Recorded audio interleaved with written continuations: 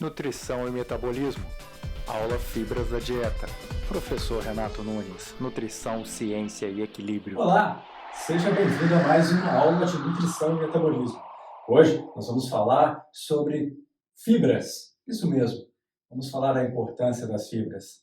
Conversar um pouquinho sobre essa questão toda que envolve o metabolismo de fibras. Na aula de hoje, o grande objetivo é a gente conceituar, entender as diferentes classificações das fibras, diferenciar e conhecer as principais características de fibra solúvel e fibra insolúvel, avaliar de forma crítica as recomendações de ingestão, conhecer as principais características das fibras, dimensionar a importância dietética e as fontes das principais fibras na alimentação humana, correlacionar o consumo de fibra à saúde e entender a relação entre as fibras e as principais doenças crônicas não transmissíveis. Então, como sempre, nosso esquema conceitual, o que são as fibras, definição de fibras pela Anvisa, fibras funcionais, a classificação química botânica e os efeitos fisiológicos, recomendações de ingestão, características das fibras, viscosidade e fermentabilidade, propriedades físicas. Vamos falar também da dietética das fibras e onde encontrar fibras. Fibras de saúde, efeitos benéficos das fibras na microbiota, no intestino, na obesidade, nas doenças inflamatórias intestinais, nas doenças cardiovasculares, no colesterol, na glicemia, no câncer e falar um pouquinho dos alimentos ricos em fibra. Conceituar. Vamos fazer a definição do que são fibras. As fibras da dieta são um grupo de componentes alimentares resistentes à ação das enzimas digestivas. São encontradas principalmente em frutas, vegetais e cereais. Uma mistura única de componentes bioativos, amidos resistentes, vitaminas, minerais, fitoquímicos e antioxidantes. As fibras da dieta são polímetros de carboidrato com 10 ou mais unidades. São monoméricas. Unidades monoméricas que são então hidrolizadas pelas enzimas digestivas ao longo do intestino. Fazem parte da fibra alimentar, a celulose, a pectina, a hemicelulose, as gomas, as beta-glucanas, o amido resistente, as oligosacarídeos como rafinose e estaquinose e frutanas como frutooligosacarídeos e inulinas. Vamos tentar entender então a definição sobre as fibras? A Anvisa, na resolução da RDC número 40 de 2001, define o seguinte: qualquer material comestível que não seja hidrolisado pelas enzimas endógenas do trato digestivo e determinado segundo os métodos publicados pela AOAC em sua edição mais recente. Bom, e aí a gente tem um outro conceito de fibra. A gente pode falar das fibras funcionais, que são carboidratos não digeríveis, isolados, que exercem efeitos benéficos para o nosso organismo, que fazem bem para os indivíduos. Elas são frações isoladas ou extraídas usando-se processos químicos, são processos enzimáticos, ou processos aquosos. Entre as fibras funcionais, a gente destaca a celulose, a lignina, as hemiceluloses, a pectina, os beta-glucanos, as gomas, os oligosacarídeos ou psyllium, o amido resistente manufaturado e polissacarídeos como a polidestrose. Produtos de origem animal como a quitina, quitosana, de artrópodes, como o caranguejo e a lagosta, também são considerados fibras funcionais. E a fibra alimentar total? Bom, ela é a soma da fibra alimentar e a fibra funcional. Quando eu misturo tudo isso numa alimentação equilibrada, saudável, eu tenho então a fibra alimentar total. Como é que eu classifico quimicamente essas fibras? Carboidratos complexos, com exceção da lignina, que é um polifenol, então é um álcool. Diferem pelos resíduos de açúcar, glicose, galactose, manose e algumas pentoses que compõem, e pelo arranjo dessas estruturas de carboidrato dentro do seu sistema. Nós vamos classificar então esses componentes químicos das fibras. Polissacarídeos, celulose e não celulose. Cadeia principal, glicose. Hemicelulose vai conter xilose, manose, galactose e glicose. Substâncias pépticas, ácido galacturônico. Desse ácido galacturônico, a gente vai falar também da rafinose, né, da arabinose, da xilose e da frutose. Mucilagens, qual a cadeia principal? Galactose, manose, glicose, manose, arabinose, xilose, ácido galacturônico, rafinose. Polissacarídeos, gomas, né? A gente tem como cadeia principal a galactose, ácido galacturônico, manose, ácido galacturônico e rafinose. E as algas, manose, xilose, ácido galacturônico e glicose. E a gente tem ainda, então, as ligninas, que são álcool sinafil, álcool coniferil e álcool p-cumaril. Veja que essa classificação ela é meramente química, ok? E aí a gente precisa entender também as principais características botânicas dessas fibras. Então a gente vai dividir botanicamente entre celulose, hemicelulose, pectinas, gomas, mucilagens e ligninas. Tá? E em relação aos seus efeitos dentro do organismo, em fibras solúveis ou viscosas, insolúveis e não viscosas, fermentáveis e não fermentáveis. Então, eu e a professora Natécia Persegoni escrevemos num capítulo de um livro uma separação dessas fibras para ter uma didática melhor. E aí a gente apresentou esse quadro. Fibras da dieta. Os exemplos: celulose, hemicelulose, lignina, amido resistente, proteínas resistentes. Inulina, frutoligosacarídeos, destrina resistente, polidestroses e amido resistente. Pectina, beta-glucana, psyllium, goma-guar e glicomanana. Quais são as características dessas fibras aqui? Então, elas são fermentação e viscosidade. Não fermentam, né, ou pouco fermentáveis e não viscosas. Classificação: fibra insolúvel. Já essas fibras aqui de baixo são fermentáveis e viscosas. E aí a gente classifica como fibra solúvel. Então, parte dessas fibras, né, são solúveis e parte são insolúveis. E aí a gente precisa entender um pouco da estrutura dos principais polissacarídeos. Então aqui a gente tem essa estrutura da celulose, ok? A estrutura da pectina, D-xilose, D-manose, D-galactose, L-arabinose, 4-alfa-metil, D, que é o ácido glicurônico. Tá? E aí a gente tem, no caso da hemicelulose, cadeias principais e a cadeia lateral.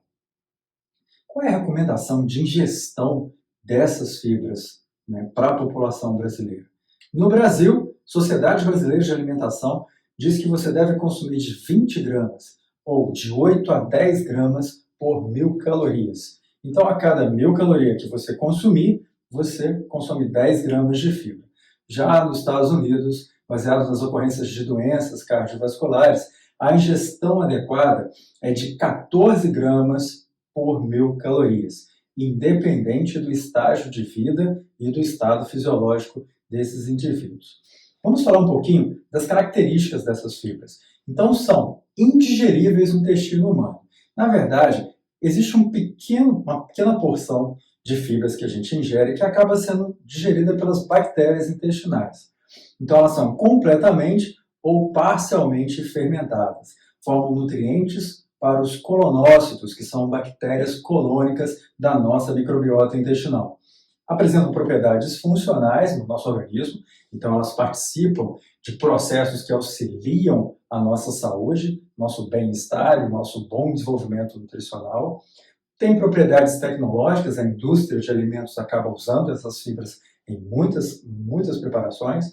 Tem um efeito sobre o metabolismo da glicose, dos lipídios e sobre a biodisponibilidade dos minerais.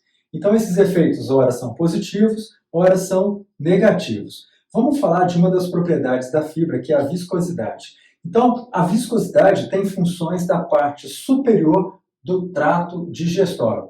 Então, ser viscoso faz com que de alguma forma, essas fibras consigam arrastar com elas alguns nutrientes e alguns compostos da dieta. E isso pode ser importante em alguns casos. A fibra também tem uma característica de ser fermentável, então ela tem a fermentabilidade. Isso vai acontecer lá na porção inferior do intestino grosso, dependendo do tipo de fibra, né? E depende também da sua microbiota intestinal. Então, primeiro eu tenho que cuidar da minha microbiota para depois fazer uma suplementação de fibra para o paciente. Tá? Vamos pensar um pouco nas propriedades físicas dessas fibras. E aí, a gente tem aqui propriedade física, degradação bacteriana, funções da fibra, né? Polissacarídeos. Qual vai ser a resposta fisiológica? Produção de ácidos graxos de cadeia curta, flatulência e acidez nas fezes.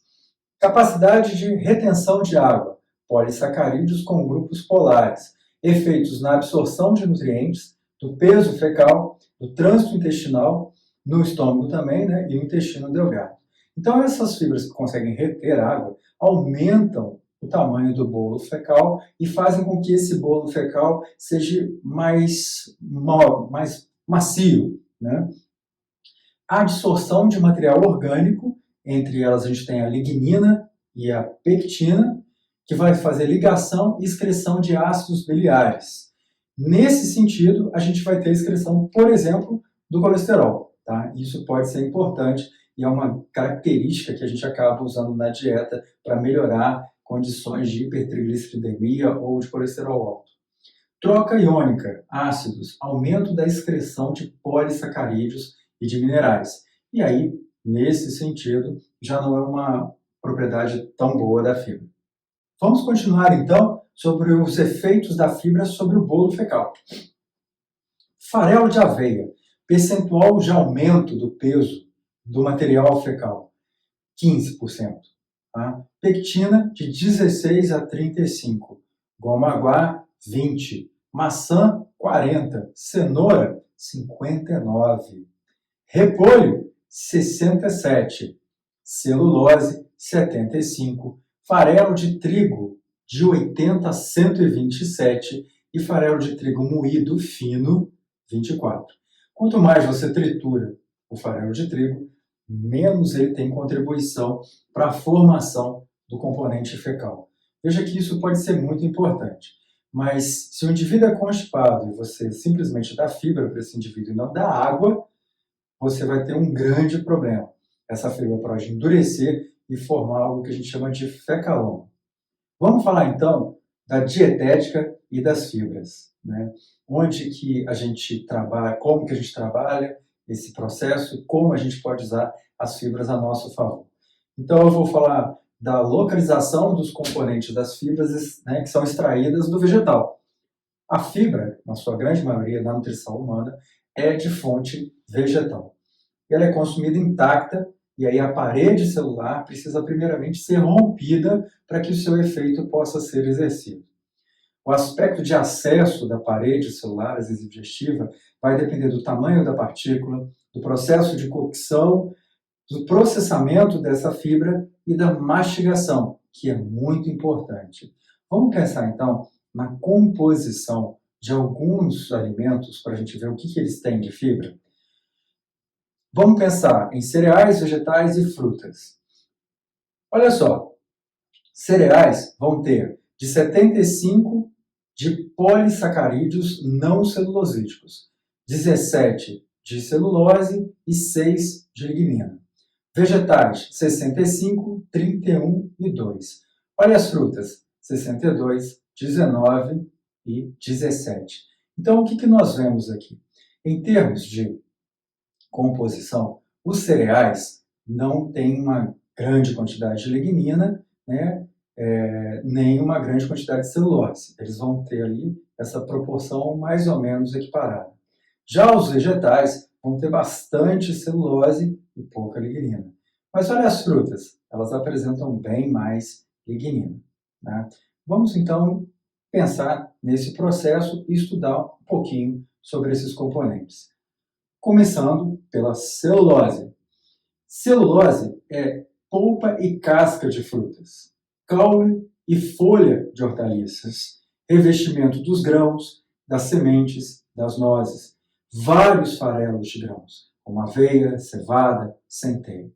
Já a hemicelulose são encontradas nos grãos de cereais e de vegetais. As pectinas, nas frutas e vegetais, de 5 a 10%. Frutas cítricas e maçã já tem uma quantidade um pouco maior de pectina, de 15 a 30%. A lignina nos vegetais formados por raízes, como cenoura, trigo, frutas consumidas com sementes, morango. A rafinose, estaquiose e os verbascos vão ser encontrados nos cereais, nas raízes e nos tubérculos. Podemos falar agora das gomas, né? A goma arábica, goma guar, goma tracante e outras gomas, encontradas nas farinhas da aveia, da cevada e nas leguminosas. Gomas xantanas são produzidas por bactérias. As mucilagens são encontradas no psilomucilagem, são muito viscosas, originadas da casca da semente do psyllium. Você consegue fazer uma goma bastante interessante com isso. E aí você trabalha com a saciedade, que a gente vai ver lá na frente como propriedade. Já a quitina e a quitosana são feitas de carapaças de crustáceos, como os caranguejos, os camarões, as lagostas, algas verdes, leveduras, fungos, esporos, né, e algas marrons. Essas carapaças são produzidas industrialmente e muitas vezes você usa a quitina e a quitosana como uma forma de você absorver a gordura. Elas acabam arrastando a gordura junto com as fezes. Isso pode ser interessante para alguns processos, principalmente para a diminuição do colesterol total no organismo, né, e para a diminuição da absorção do colesterol na dieta. A inulina e a oligofrutose são extraídas da sacarose ou purificadas das raízes, por exemplo, da chicória. E aí eu tenho também os frutoligossacarídeos, os FOS, que são retirados do trigo, presentes no trigo, no centeio, no aspargos, na cebola, na chicória, na alcachofra, na raiz do iacon e são extraídos através de hidrólises enzimáticas da raiz do almeirão.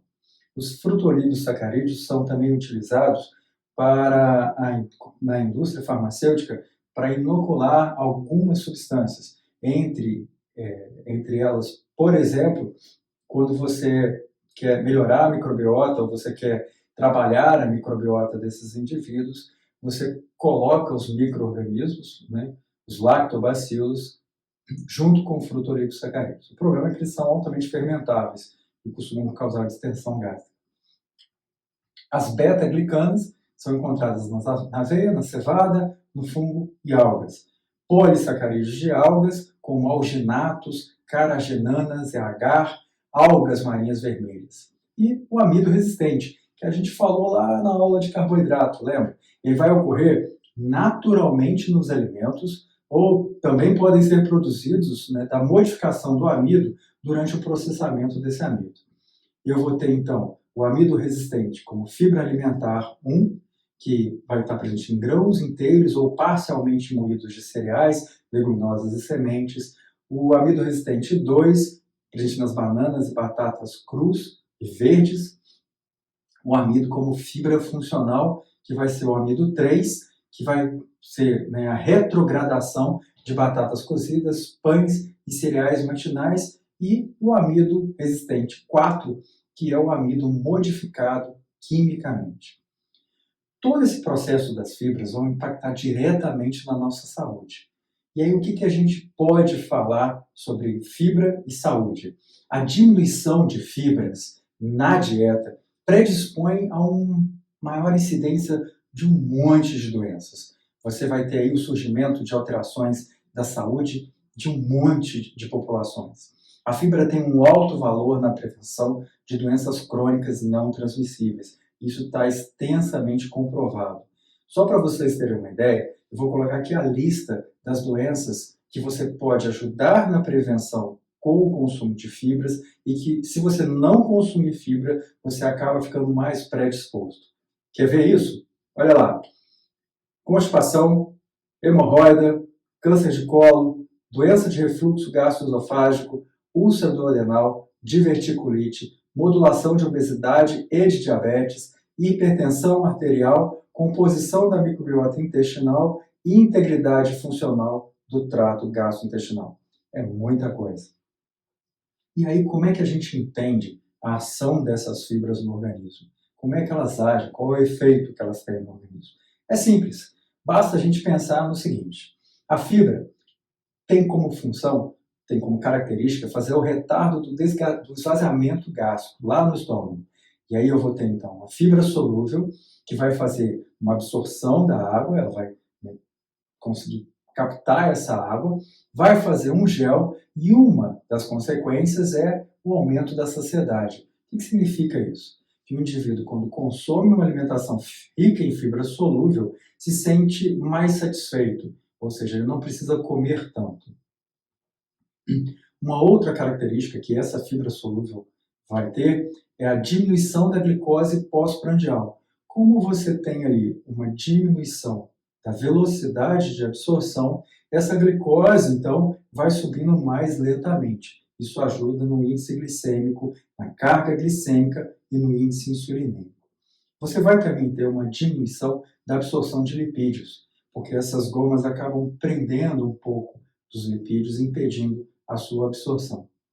Um outro efeito importante da fibra é o seu efeito benéfico como laxativo. Então, você vai ter a fibra solúvel, vai ter uma fermentação bacteriana, o aumento das bactérias intestinais e aumento do bolo fecal. Como você tem um maior volume de bolo fecal, você tem um aumento da estimulação mecânica do trato digestório. E aí vai aumentar também o peristaltismo intestinal. Em relação à fermentação, a gente tem aqui as pectinas 100%, as gomas 100% e as mucilagens 100% de fermentação. Para alguns indivíduos, isso pode ser um pouco mais complicado, principalmente se você associar a fibra a uma dieta hiperproteica. E aí você pode ter um processo de distensão gástrica. Então tem que ficar atento também a isso. E a fibra insolúvel, será que ela também tem um efeito laxativo? Bom, ela tem uma absorção menor de água, né? Tem um aumento da estimulação mecânica e tem um aumento do peristaltismo intestinal. Ela possui uma fermentação menor, veja que a celulose, 30%, e a lignina não fermenta. Então, se você tiver que decidir um paciente que precisa aumentar a fibra, mas tem uma relação importante de distensão abdominal, você precisa preferir alimentos que são ricos em lignina. Tá? Como que a gente lida, então, com essa relação de fibras e sais biliares? Como que isso vai ser trabalhado? As fibras solúveis têm uma adsorção com os sais biliares. Significa que quando você tem os sais biliares, que ali está presente colesterol, elas conseguem fazer uma adsorção disso, como se elas integrassem isso, diminuindo então a reabsorção desses sais e diminuição então da circulação enterohepática. Isso faz com que não haja uma recaptação do colesterol, que iria para o fígado, que iria para a corrente sanguínea, que iria se transformar em enzimas digestivas e através ali da bile ser de novo colocado no intestino. Se você não reabsorve esse colesterol, consequentemente, a quantidade que tem lá no sangue vai voltar para o fígado para poder fazer enzimas digestivas. E aí essas enzimas vão sair no formato de bile. Então o colesterol vai estar presente ali. O que acontece? Eu vou diminuindo o colesterol do sangue para poder fazer enzimas digestivas biliares. Então essa é uma ação importante, né, da fibra solúvel, para que haja diminuição do colesterol plasmático de forma indireta. Bom, e com relação à formação dos ácidos graxos? A gente tem a fibra solúvel que vai ser fermentada pelas bactérias, ok? Essa fermentação vai produzir, então, ácidos graxos de cadeia curta, como butirato, acetato e propionato. O butirato vai ser utilizado como energia para os enterócitos, as células do intestino. vai também fazer um trofismo colônico, ou seja, vai fazer com que haja um crescimento das bactérias num determinado local. E vai também causar a diminuição da diarreia. O acetato vai ser usado como fonte de energia de 5 a 10% e o propionato, inibição da HMG-CoA redutase. O que essa enzima faz? Ela faz com que você aumente a produção de colesterol.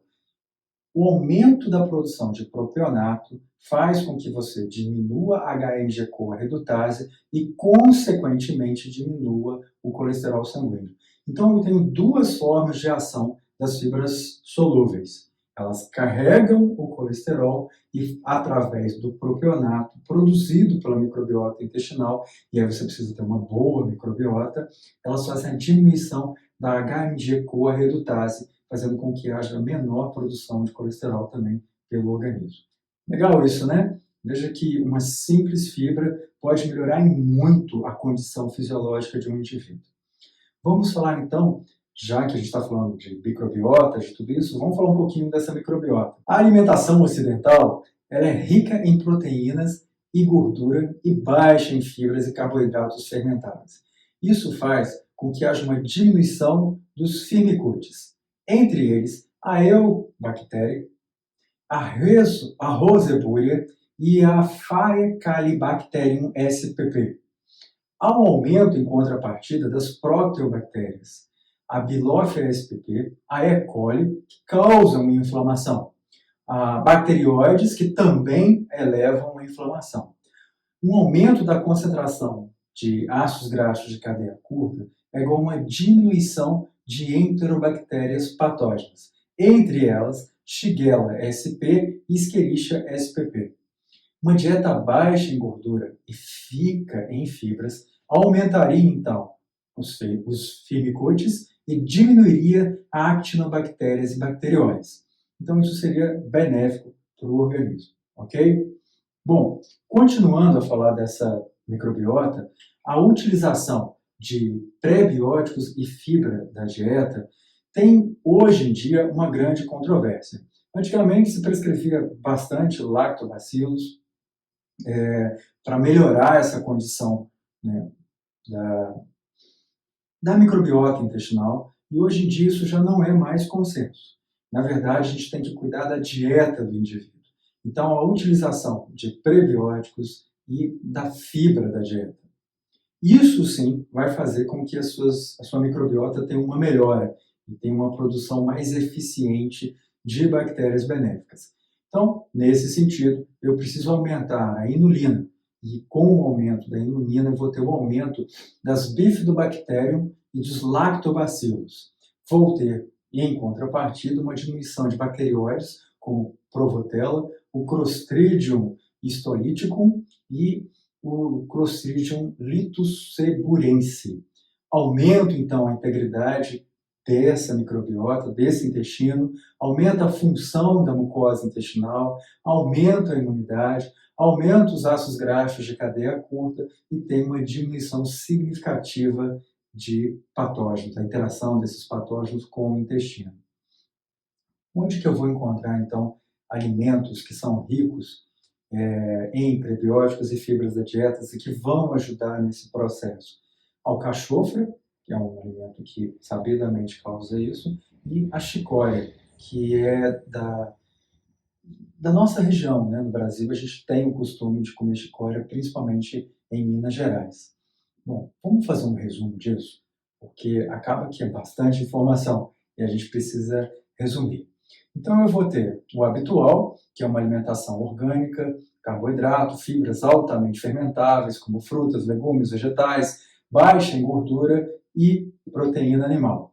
E vou ter uma dieta ocidental, rica em gorduras, açúcares, refinado, com alta em proteína animal, presença de carboidrato, de fibras, baixa quantidade de fibras, né, e principalmente fibras de fermentação. O que vai acontecer? Se eu fizer uma intervenção, aqui eu vou ter menos amido resistente, né, menos prebióticos, aqui uma restrição de carboidrato, um aumento do consumo de proteína da dieta, né, e de uma dietas hipocalóricas. O que acontece com essa microbiota, então? Aumento da diversidade bacteriana, aumento de Firmicutes, aumento de Aquinobactéria, aumento de bacterióides e diminuição de proteobactérias.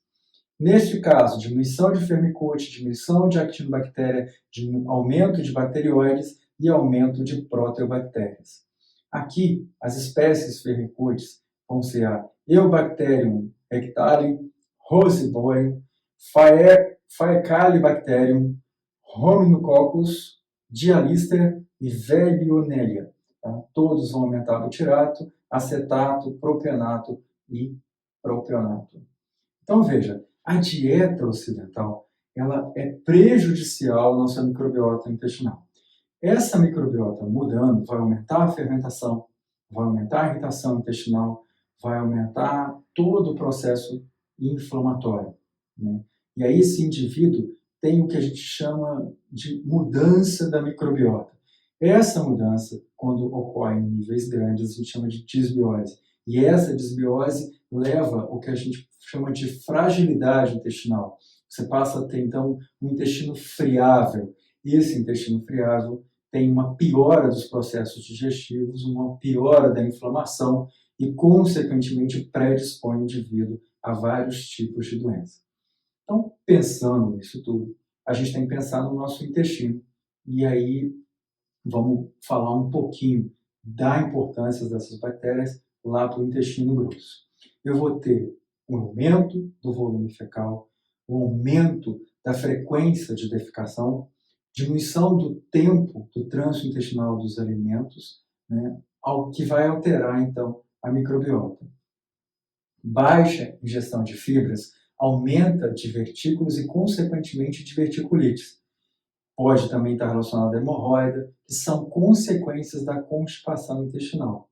Neste caso, fibras insolúveis aumentam a aceleração do trânsito intestinal e as fibras solúveis diminuem a aceleração do trânsito intestinal. O que eu preciso entender é que a saúde do intestino precisa ser avaliado antes da utilização de determinadas fibras, ok? Bom, quais seriam então os efeitos fisiológicos dessas fibras alimentares, resumindo isso no intestino? A fibra, então, no intestino, presença de resíduos não digeridos, aumento do teor de água nas fezes e a massa microbiana. Aumento do volume fecal. Com o aumento desse volume fecal, eu vou ter a diluição dos carcinógenos, o que é muito bom. Eu não estou concentrando essas substâncias carcinógenas, porque eu tenho ela diluída numa quantidade maior de fezes. Eu vou ter também um estímulo da motilidade da parede do colo, redução no tempo de trânsito intestinal, menor contato de carcinógenos com a mucosa.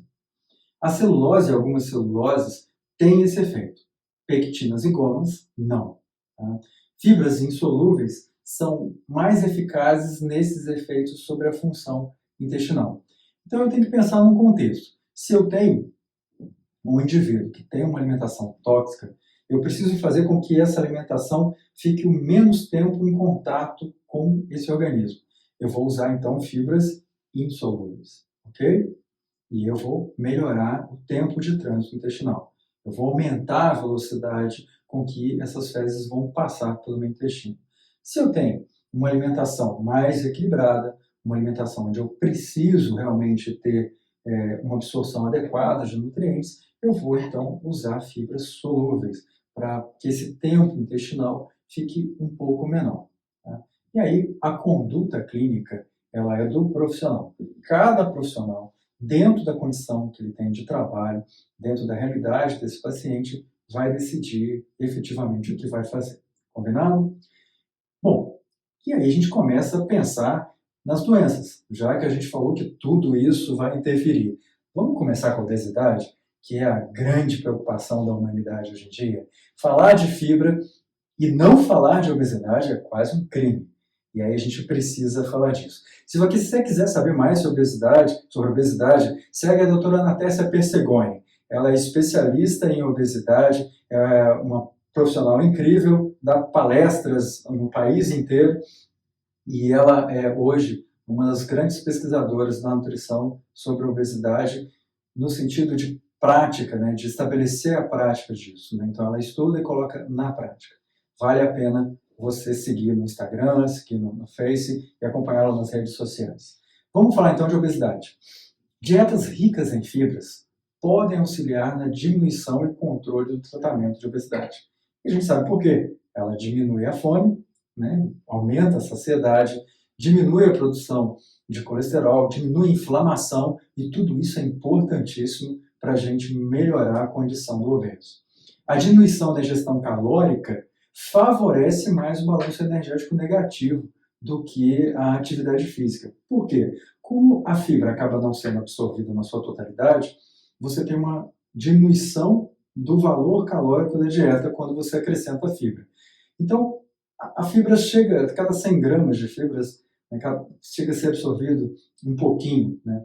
E aí, para cada grama de fibra, você vai ter ali entre 1,2 a, no máximo, 3 calorias, desculpa, 1,3, 1,7 calorias.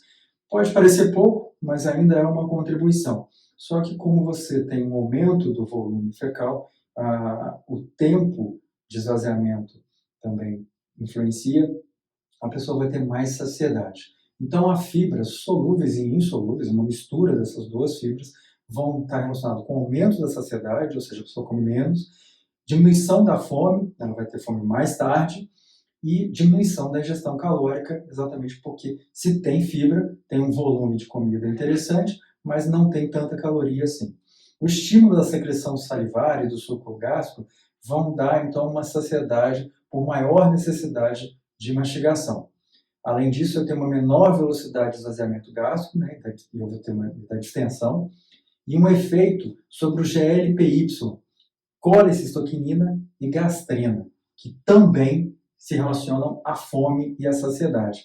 Então, a fibra atua em todas essas substâncias, melhorando as relações de fome e de saciedade do indivíduo. Além disso, sobre a resposta glicêmica. Como eu tenho uma menor absorção, velocidade de absorção, eu tenho também um menor índice glicêmico, uma menor resposta da insulina, e não vou ter aqueles picos de insulina e baixas de glicose em seguida. Tá certo? Bom, vamos falar desses efeitos então, né? Fibras alimentares, maior tempo de mastigação, e aí eu induzo o aumento do fluxo gástrico, fibra hidratada pela saliva, formação de gel já na boca, aumento do conteúdo estomacal e o retardo do esvaziamento gástrico. O que isso acarreta? Maior saciedade, importante na obesidade. Além disso, retardo na absorção de glicose, que vai ser importante para indivíduos diabéticos. Quando você pensa em obesidade, fibra para diminuir a fome. Quando você pensa em diabetes, fibra para poder diminuir os valores de glicose sanguíneos. Acontece que diminuindo os valores de glicose sanguínea, você também melhora a fome e a saciedade dos indivíduos obesos e diabéticos. Ok? E se eu tiver uma doença inflamatória? Como é que a fibra pode me ajudar nesse sentido? Vamos começar com as doenças inflamatórias intestinais. É um grupo de doença inflamatória crônica, normalmente idiopática, a gente não sabe a razão, do sistema gastrointestinal. Como, por exemplo, doença de Crohn, colite ulcerativa, tá? Que são as grandes doenças mais encontradas, né? São as que a gente mais encontra hoje em consultório. Diminuição do consumo de alimentos como milho, arroz, trigo, cereais, vegetais, crucíferos e leite. Por quê? O indivíduo que apresenta essas doenças, normalmente quando consome esses alimentos, tem um desconforto. Isso faz com que ele automaticamente diminua a procura ou a ingestão desses alimentos. O consumo de fibra, de acetato, de 50% a 60%, propionato, 20% a 25%, e butirato, de 15% a 20%. Isso diminui, então, a gênese dos distúrbios intestinais. Aumenta, então, o aumento disso, né? Diminuição da inflamação. Oligofrutose, galacto e oligosacarídeos e lactulose também são utilizados para essas doenças. Fruto-oligosacarídeos vão aumentar as bifidobactérias fecais, né? E galacto-oligosacarídeos também vão auxiliar nesse sentido. E aí, o uso de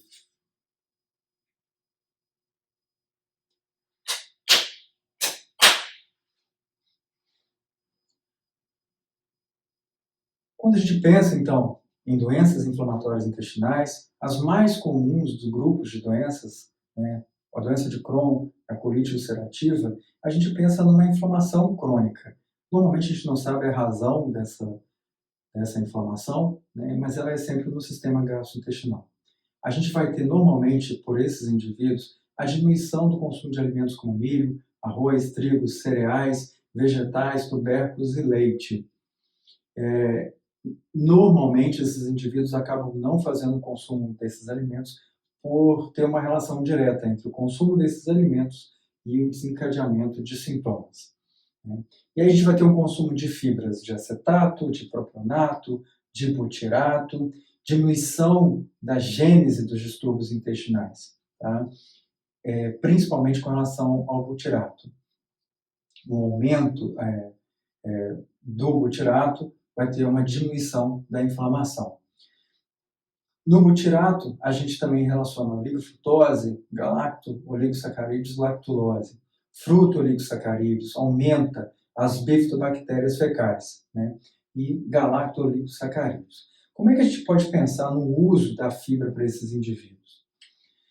O uso da fibra diminui citocinas pró-inflamatórias, diminui intracelular de STAT2, sinalização de NF-kappa-beta, diminuição de marcadores inflamatórios e aumento da liberação de citocinas imunorreguladoras como interleucina 10.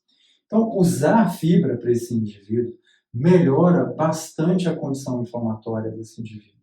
Tá? E aí, a recomendação seria de 24 gramas de fibra por dia.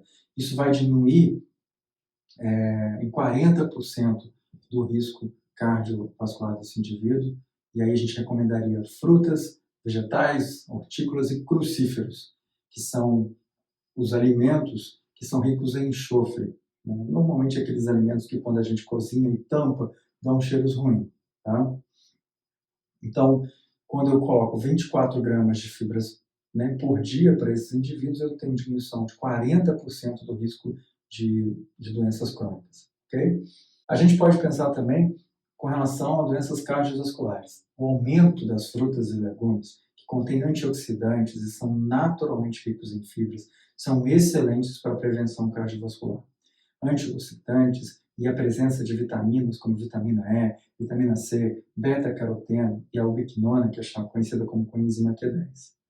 Isso vai provocar uma diminuição no consumo dessas frutas, vai provocar a diminuição do risco de doenças cardiovasculares, por aumento de ácidos graxos monoinsaturados, os MUFAs.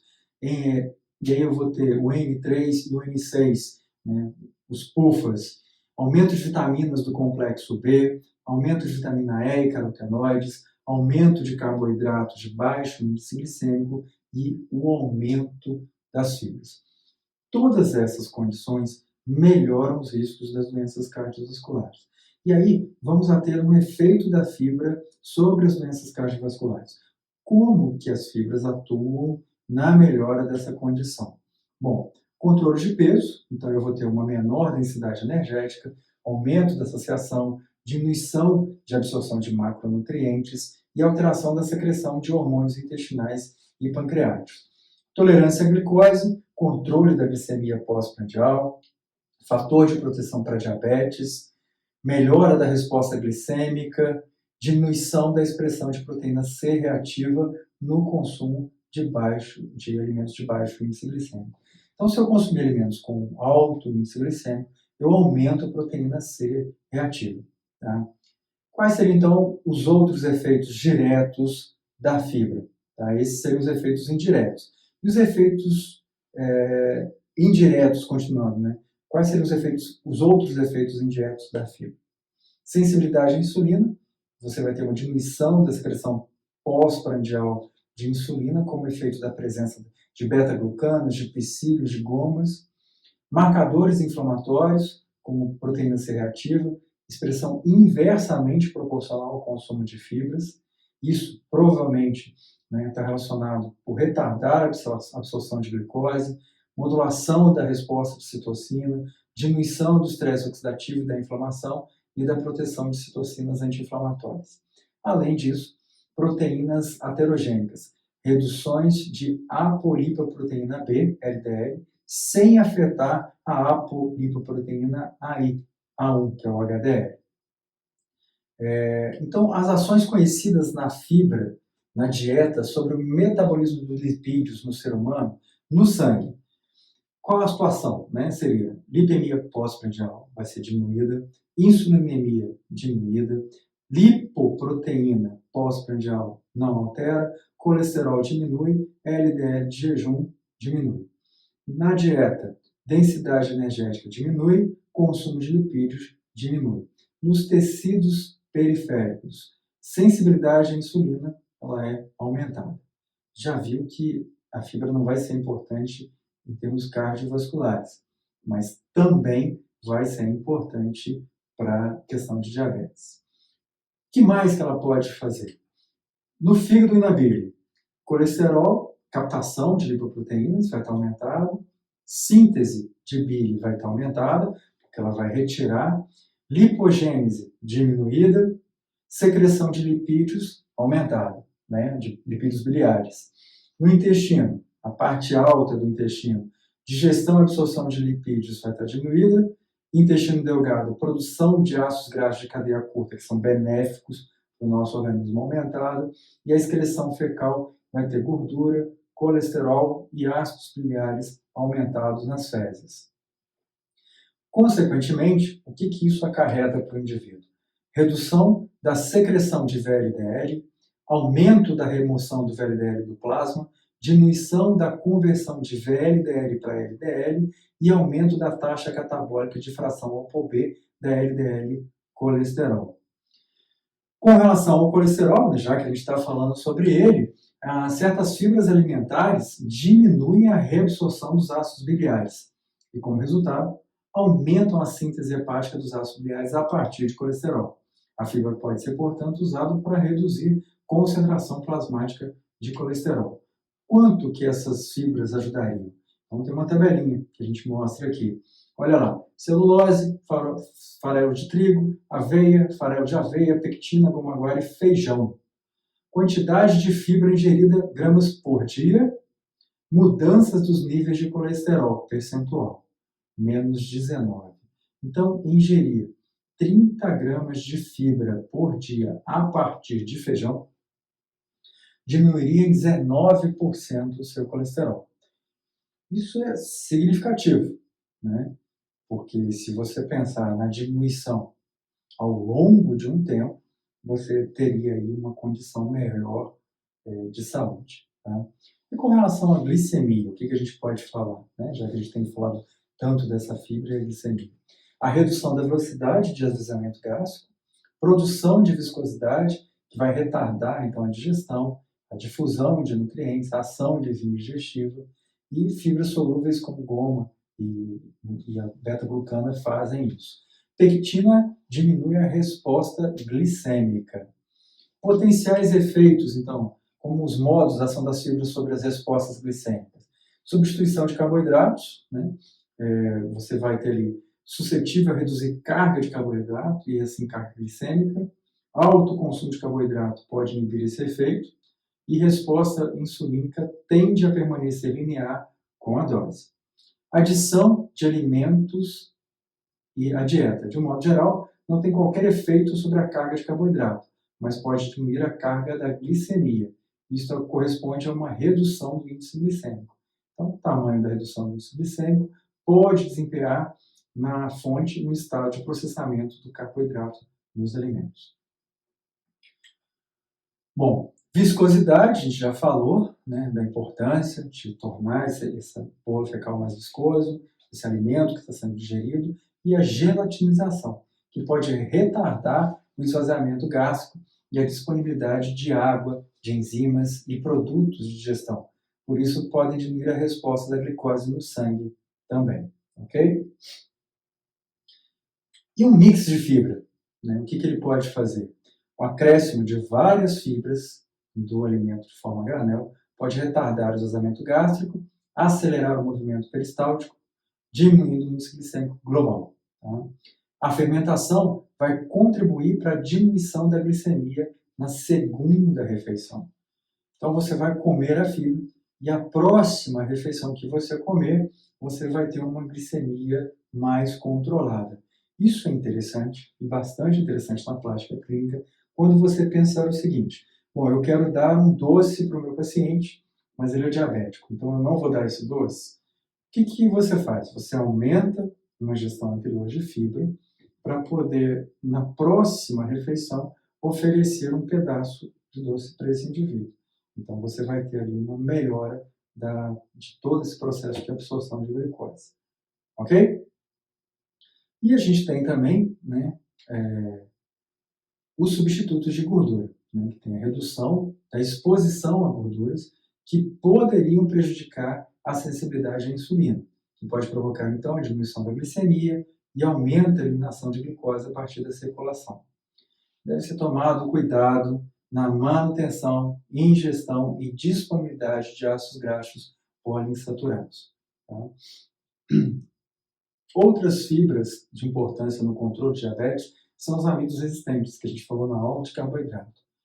Esse excesso na ingestão de fibra tem que ser cuidado, porque ele pode diminuir na absorção de cálcio, de vitamina A, D, E e K, pode aumentar a produção de gases intestinais, aumentar o desconforto abdominal e pode ter uma interação com algumas drogas, tá? Alterando ou potencializando essas drogas. Pode levar também a uma constipação intestinal, se a pessoa não for bem hidratada, e o surgimento de fecalomas, que são fezes endurecidas. Com relação ao câncer, o que a gente tem é que 20% de pectina de maçã, né, e 20% de pectina cítrica tem uma diminuição na ação cancerígena, induzida por exemplo, pelo azoximetano no colo intestinal. Diminuição também de tumores de colo induzidos por 1,12-dimetilhidrazina. Tá? Então, o simples fato de consumir maçã já tem uma diminuição da agressão que algumas substâncias podem causar ao nosso intestino. Fibras solúveis aumentam a absorção de eventuais agentes cancerígenos, prevenindo o câncer de colo. Então, essas fibras solúveis, elas absorvem essas substâncias, tá? E eliminam nas fezes. O aumento da massa, do volume e a maciez das fezes também diminui os carcinógenos. Uma redução do pH intestinal, promovido pela fermentação, reduz a atividade de enzimas microbianas, reduzindo a produção de ácidos biliares secundários, e especialmente o ácido litocólico, tá? E isso ajudaria na prevenção do câncer. Redução da duração do tempo de trânsito, consequentemente da absorção desses carcinógenos, redução da formação de potenciais carcinógenos a partir dos sais biliares pelas bactérias que estão ali, né, que não são benéficas para a gente, diluição pelo volume das fezes, que a gente já falou, e pela capacidade de fixar água. Né? Algumas dessas substâncias acabam não conseguindo serem absorvidas dentro desse contexto. E a alteração da microbiota intestinal. Tá? Um resuminho sobre fibras e câncer, né? A gente tem lá fibras solúveis, são fermentadas pelas bactérias da microbiota, produzindo ácidos graxos de cadeia curta. Esses ácidos graxos diminuem o pH intestinal, que diminuem a atividade de enzimas bacterianas que não seriam benéficas nesse contexto. Diminuição, então, da produção de ácidos biliares secundários, e especialmente o ácido litocólico, que é carcinogênico. E aí, diminuição do câncer coloretal. Quantidades produzidas de ácidos graxos de cadeia curta podem variar dependendo da espécie e do número da microbiota intestinal, além da fonte pela qual você está utilizando, fonte alimentar. Então, o tipo de fibra, a sua solubilidade, o tempo de trânsito intestinal, a extensão do intestino grosso do indivíduo, tudo isso influencia essa condição de melhora. Bom, e aí a gente precisa pensar em alimento. Nutrição é alimento. Vamos ver, então, uma relação interessante sobre quantidade de fibra e a quantidade presente em alguns alimentos? Olha lá, Quando a gente pensa em 100 gramas, e normalmente é assim que as coisas são apresentadas para a gente, existe uma relação importante que precisa ser feita entre 100 gramas de um alimento e porção usual de um alimento. Se eu pensar, por exemplo, em cereais, tipo cereal all branco, em 100 gramas eu teria uma quantidade de 33 gramas de fibra. Isso corresponderia às recomendações a 132% das recomendações. Só que eu não como 100 gramas disso, eu como 30 gramas. E aí, essas recomendações, essa quantidade de fibra alimentar vai para 9,9. Então, eu passo a ter, na verdade, 40% do que é recomendado. Então, veja, para eu atingir a quantidade de fibra no meu dia a dia, eu preciso entender o que eu estou comendo em porção, ok? E isso está muito relacionado, tá, à quantidade de fibra que eu estou ingerindo. E aí eu posso olhar aqui esses alimentos. Olha só, pinhão, feijão, abacate, na porção, 60 gramas, 25, 120. E aí eu começo, então, a ter uma quantidade de fibra um pouco menor. O que a gente tem é que, normalmente, alimentos ricos em fibra vão nos dar, em sua porção, mais ou menos 10 gramas de fibra. Alimentos com média quantidade de fibra vão nos dar em torno de 3 gramas de fibra. E o restante dos alimentos vão contribuir de forma irrisória. É importante o consumo de vegetais, é importante o consumo de folhosos, de frutas e de grãos ao longo do dia, para que eu possa ter uma proteção intestinal e conseguir ingerir uma quantidade de fibra adequada. Exposto isso, a gente pode, então, pensar no nosso panorama, não é? Qual a importância da fibra para a alimentação e para o metabolismo? Será que você consegue resumir? Vamos falar, então? Fibra é importante para a saciedade, é importante para a prevenção de doença, é importante para a diminuição da absorção de substâncias que são prejudiciais ao meu organismo, é importante para o bom funcionamento da minha microbiota intestinal e, consequentemente, para o meu intestino. A fibra, ela ajuda na prevenção de doenças crônico-degenerativas e doenças intestinais. Além disso, ela atua de uma forma importante na fome, na saciedade e no controle da glicemia dos indivíduos e na redução de colesterol. Atua também na saúde intestinal e na formação do bolo fecal. Fibra é sinônimo de boa nutrição.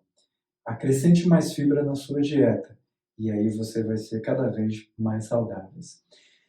Pensando em saúde, a gente tem que pensar o seguinte: toda ação humana, quer se torne positiva ou negativa, precisa depender de motivação.